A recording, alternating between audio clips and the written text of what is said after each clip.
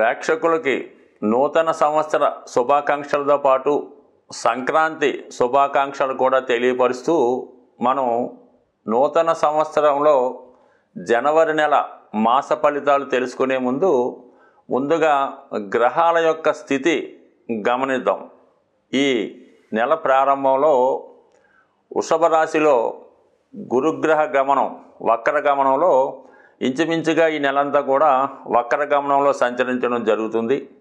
అలాగే కుజుడు వక్ర గమనంలో ఉంటూ జనవరి 20వ తారీఖు వరకు కర్కాటక రాశిలో సంచరిస్తూ 20వ తారీఖు నుంచి వక్ర గమనంలో మిథున రాశిలోకి ప్రవేశించడం జరుగుతూ ఉంటుంది టెక్నికల్గా. అలాగే 6వ స్థానంలో కేతుగ్రహం, అష్టమ స్థానంలో మరి బుధగ్రహం అంటే వృశ్చిక రాశిలో బుధుడు సంచరిస్తూ జనవరి 4వ తారీఖున ధనుసు రాశిలోకి ప్రవేశించడం జరుగుతూ ఉంటుంది. ధనుసు రాశిలో సంచరిస్తున్నటువంటి రవి భగవానుడు జనవరి 14వ తారీఖున మకర రాశిలోకి ప్రవేశించి మకర సంక్రమణం ఏర్పడడం జరుగుతూ ఉంది. కుంభరాశిలో శని భగవానుడు శుక్రుడు కలిసి సంచరించడం జరుగుతుంది. అలాగే మరి మీనరాశిలో రాహు గ్రహం సంచరించడం జరుగుతుంది. ఇది ఈ వార గ్రహస్థితి. ఈ రాశుల యొక్క స్థితి గమనించినప్పుడు చాలా వరకు గ్రహాలు మంచి మిత్రస్థానాల్లోనూ ఉండడం వల్ల గ్రహాలు వారి రాశిని బట్టి అనుకూల ప్రతికూల పరిస్థితులు ఇవ్వడం జరుగుతుంటుంది. అది వ్యక్తిగతంగా ఏ రాశికి ఆ రాశికి తెలుసుకున్నప్పుడు ఏ గ్రహం ఏ ఫలితం ఇస్తుందో అన్నది కొంత డీటెయిల్గా తెలుసుకుందాం. కానీ ప్రస్తుత గ్రహస్థితి ఈ విధంగా ఉండడం జరుగుతుంది. సో ఇప్పుడు ఉన్నటువంటి ఈ గ్రహస్థితి మిగతా రాశుల వారి మీద అంటే ద్వాదశ రాశుల మీద ఏ విధమైన ప్రభావం చూపుతుందన్న విషయాన్ని మనం వివరంగా ఒక్కొక్క వీడియోలో తెలుసుకునే ప్రయత్నం చేద్దాం. వృశ్చిక రాశి వారికి జనవరి 2025వ సంవత్సర ఫలితాలు తెలుసుకునే ప్రయత్నం చేద్దాం. వృశ్చిక రాశి వారికి ఈ జనవరి నెల ప్రారంభంలో మరి భాగ్యస్థానంలో కుజగ్రహ సంచారం చాలా వరకు జాతకుడు తన ఇమేజ్ పెంచుకునే విధంగా ఈ గ్రహస్థితి కనబడుతూ ఉంటుంది. జాతకుడు ఏదైనా తన అభివృద్ధి కొరకు చేసే ప్రయత్నాలు ఖచ్చితంగా ఫలించే అవకాశం ఉంది. ఇది ఎక్కువగా ప్రభుత్వ ఉద్యోగ ప్రయత్నం చేస్తున్న వారికి కానీ, క్రీడా రంగంలో ప్రవేశించడానికి కానీ, చిన్న పాలిటిక్స్ అంటే గ్రామీణ రాజకీయాల్లో పాల్గొందాం అనుకున్న వారు కూడా వారి యొక్క కృషికి తగిన గుర్తింపు రావడం జరుగుతూ ఉంటుంది. ఏదో ఒక స్ట్రగులు కనబడుతూ ఉంటుంది అన్నమాట. చిన్న విషయాలకు కూడా ఘర్షణ వాతావరణం కనబడడం, మీరు మంచికి వెళ్తే అది చెడుగా మారడం కూడా జరుగుతూ ఉంటాయి. అయితే కొంత ఇబ్బంది పెట్టినప్పుడు కూడా ఫైనల్గా మీకు న్యాయం జరుగుతూ ఉంటుంది అన్నమాట.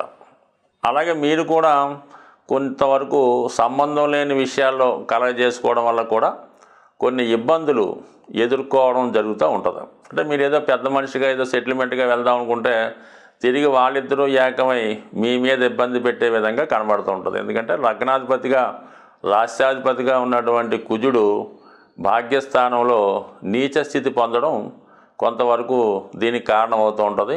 అయితే వక్రగమనం పొందడం వల్ల ముందుగా ఇబ్బంది పడినప్పుడు కూడా దాని తర్వాత మళ్ళీ మీకు సక్సెస్ కలిగే అవకాశం ఉంటుంది. అయితే ఈ గ్రహస్థితి చాలా వరకు రియల్ ఎస్టేట్ రంగంలో ఉన్న వాళ్ళకి, వైద్య రంగంలో ఉన్న వాళ్ళకి, అలాగే ఏదన్నా మీడియేటర్గా బిజినెస్ చేస్తున్న వాళ్ళకి చాలా వరకు మంచి ఫలితాలు ఇవ్వడం జరుగుతూ ఉంటుంది. అంటే ఊహించినంత తొందరగా రాదు, కానీ మొత్తం మీద చిన్న ఇబ్బందులు ఎదుర్కొన్నా కూడా ఖచ్చితంగా దాని యొక్క సక్సెస్ని పొందే అవకాశం ఉంది. అయితే మీ యొక్క భూములు, స్థిరాస్తులు విలువ పెరగడం, అలాగే మీరు ఊహించని విధంగా ఆదాయం కూడా లభించే అవకాశం ఉంది. మొత్తం మీద ఎప్పుడైనా సరే కుజుడు ఈ రాశి వారికి మంచినే ఇస్తూ ఉంటాడు. ఉండే స్థానాన్ని బట్టి కొంత ఇబ్బందులు పెట్టినప్పుడు కూడా అంతిమ విజయం రాశి వారికి లభిస్తూ ఉంటుంది. ముఖ్యంగా ఏంటంటే ఈ ఉద్యోగపరమైన ఇబ్బందులు మాత్రం కొంతవరకు ఎక్కువగా జాతకుడికి ఇబ్బంది పెడుతుంటాయి.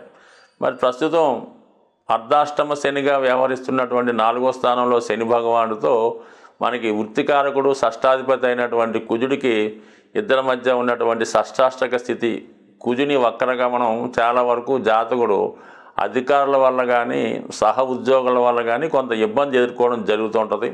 అలాగే వ్యాపార రంగంలో ఉన్న వాళ్ళకి కూడా ఎక్కువ పోటీ రావడం వల్ల తన యొక్క వృత్తి వ్యవహారాలు మార్చే విధంగా ప్రయత్నాలు జరుగుతుంటాయి. అది ఖచ్చితంగా మరి ఈ సంక్రాంతి తర్వాత మీకు వృత్తి వ్యవహారాల్లో కొన్ని మార్పులు రావడం జరుగుతుంది. అది కొంతవరకు మీకు అనుకూలంగానే ఉంటుంది. బట్ ఏదైనప్పుడు కూడా రాబోయే ఒక 3 నెలల పాటు ఈ కుజుని యొక్క స్థితి జాతకుడికి ఎక్కువ స్ట్రగుల్ పెడుతూనే విజయాన్ని ఇచ్చే విధంగా అవకాశం ఉంది. అలాగే చాలా వరకు ఆరోగ్య విషయాల్లో ఎక్కువ అనారోగ్యంతో ఉన్నవాళ్ళు, దీర్ఘకాలిక అనారోగ్యంతో ఉన్నవాళ్ళు ఖచ్చితంగా కొంత ఆరోగ్యపరమైనటువంటి జాగ్రత్తలు తీసుకోవడం అన్నది తప్పనిసరి. అలాగే ప్రయాణాలు చేస్తున్నప్పుడు చాలా జాగ్రత్తగా ప్రయాణం చేస్తే మంచిది. ఇక మనకి ఈ జనవరి నెల 4వ తారీఖు తర్వాత ధనస్థానంలో ఏర్పడుతున్నటువంటి బుధాదిత్య యోగం సుమారుగా 10 రోజుల పాటు ఉంటుంది. లాభాధిపతి ధనస్థానం అలాగే రాజ్యాధిపతి ధనస్థానంలో ఏర్పడడం వల్ల వృత్తిరీత్యా లాభం కలుగుతుంది. వృత్తిలో ప్రమోషన్ కానీ అభివృద్ధి కానీ రావడం జరుగుతుంది. మీ యొక్క మాటకి విలువ పెరుగుతూ ఉంటుంది.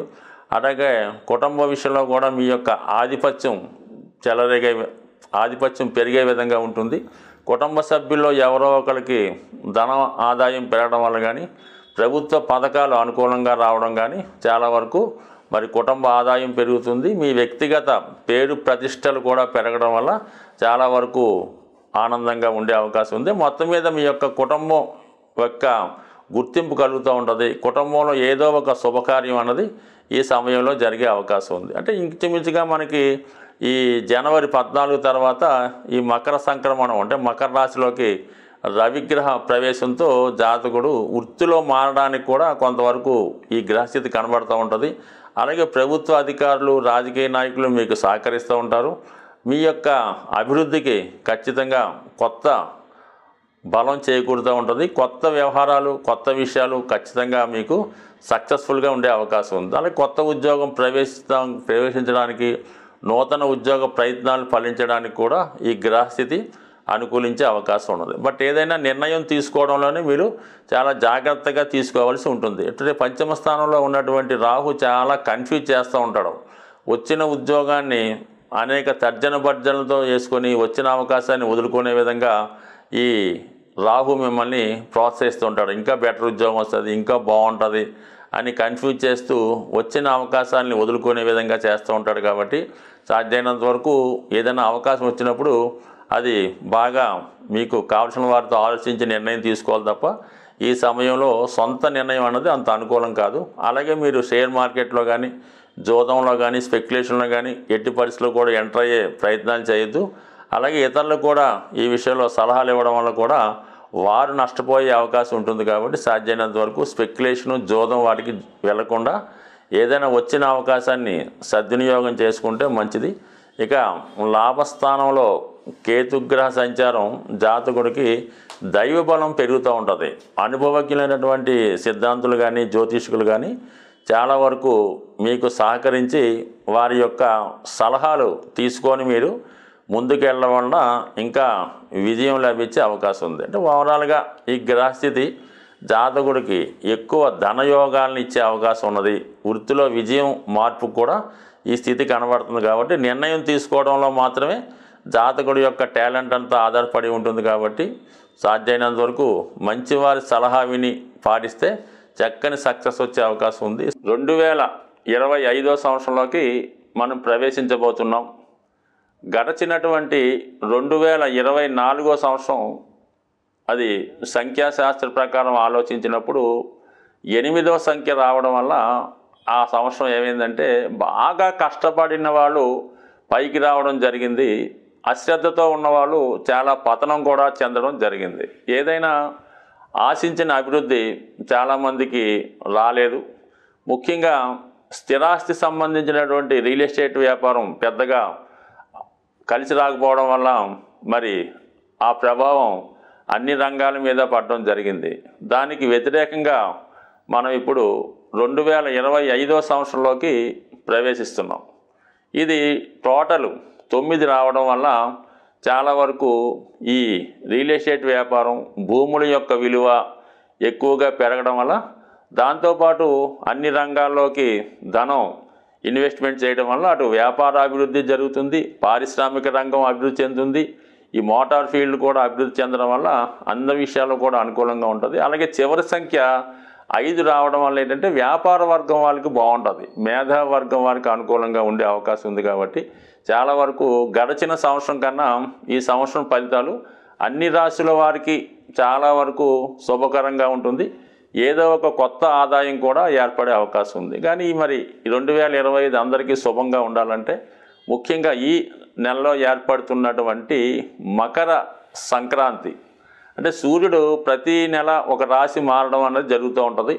మరి ఈ నెలలో మరి మకర రాశిలోకి ప్రవేశించడం చాలా వరకు ఇది మకర సంక్రమణం అంటారు. మరి ఆ రోజు అంటే చాలా వరకు తెలుగు వారందరూ కూడా పాటిస్తుంటారు. అందరూ కూడా విధి విధానంగా సాంప్రదాయంగా పాటిస్తూ ఏదైనా ఒక సూర్య దేవాలయానికి కానీ, హనుమాన్ టెంపుల్ కానీ, రామాలయానికి కానీ దర్శించి విధి విధానంగా పూజ చేయడం, ఆ రోజు మీ పెద్దవారి యొక్క పేరుతో అంటే మీకు ఎవరైతే మీ జన్మ కారణం అయ్యారో మీ యొక్క ఇంటి పేరుతో ఉన్న వాళ్ళకి ఏదో విధంగా మరి వారి పేరుతో ఆ గుడిలో ఉన్నవారికి కొంత డొనేట్ చేయడం వల్ల కానీ, అన్నదానం చేయడం వల్ల కానీ మీ యొక్క జాతకంలో ఉన్నటువంటి దోషాలు సంపూర్ణంగా తొలగిపోయే అవకాశం ఉంది. మరీ ముఖ్యంగా ఏదన్నా గోవుకి ఏదైనా మంచి ఆహారం పెట్టడం కానీ, నానబెట్టిన గోధుమలు బెల్లం పెట్టడం వల్ల కానీ, గోవుకి సేవ చేయడం వల్ల కూడా అంటే మనకి పర్టికులర్గా ఈ 14, 15, 16 తారీఖులో ఈ విధమైన పుణ్య కార్యక్రమాల్లో పాల్గొని పెద్దవారి పేరుతో మీకు ఇటువంటివి డొనేట్ చేయడం వల్ల పితృదేవతల యొక్క సంతోషంతో మీరు ఖచ్చితంగా రాబోయే సంవత్సరం ఆనందంగా గడిపే అవకాశం ఉంటుంది. స్వస్తి.